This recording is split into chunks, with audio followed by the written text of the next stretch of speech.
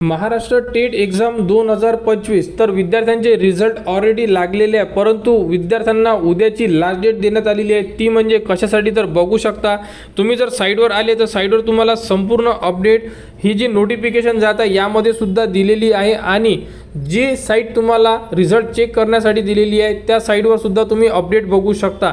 तर विद्यार्थ्यांना त्यांचे जेही रिझल्ट आहे हे 31/8/2025 पर्यंतच दिसणार आहे। 31/8/2025 नंतर विद्यार्थी त्यांचा रिझल्ट बघू शकणार नाही आहे।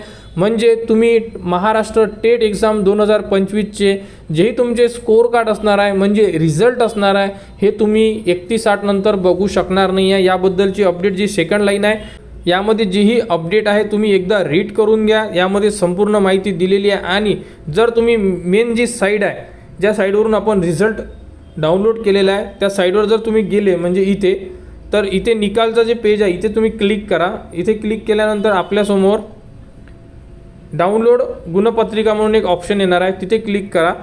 बघू शकता अशा प्रकारे आपल्यासमोर IBPSचं जेही पेज आहे ज्यावरून आपण आपले स्कोर कार्ड डाउनलोड करू शकतो, यावरती बघू शकता रिझल्ट कधी क्लोज होणार आहे 31/8/2025 ला। तरीही ज्याही विद्यार्थ्यांनी टेट एक्झाम 2025 दिलेली असेल त्या विद्यार्थ्यांनी आपले स्कोर कार्ड PDF स्वरूपामध्ये सेव्ह करून ठेवा, आणि तेही जेही तुमचे स्कोर कार्ड आहे हे कुठेतरी जतन करून ठेवा, मेल करून ठेवा किंवा अशा ठिकाणी ठेवा की ते तुम्हाला मिळालं पाहिजे, किंवा तुम्ही त्यांची हार्ड कॉपी सुद्धा आपल्या फाईलमध्ये ठेवू शकता। कारण की जेव्हा पवित्र पोर्टल रजिस्ट्रेशन सुरू होणार त्यामध्ये तुम्हाला रिझल्टची कॉपी मागण्यात येऊ शकते, आणि तेव्हा जर तुमच्याकडे रिझल्टची कॉपी नसणार तर यासाठी महाराष्ट्र टेट एक्झाम 2025 जबाबदार राहणार नाही आहे। याबद्दलची माहितीसुद्धा त्यांनी त्यांच्या साईटवर उपलब्ध करून दिलेली आहे। तरीसुद्धा आज आणि उद्या म्हणजे 2 दिवसामध्ये तुम्ही तुमचे रिझल्ट परत डाउनलोड करू शकता।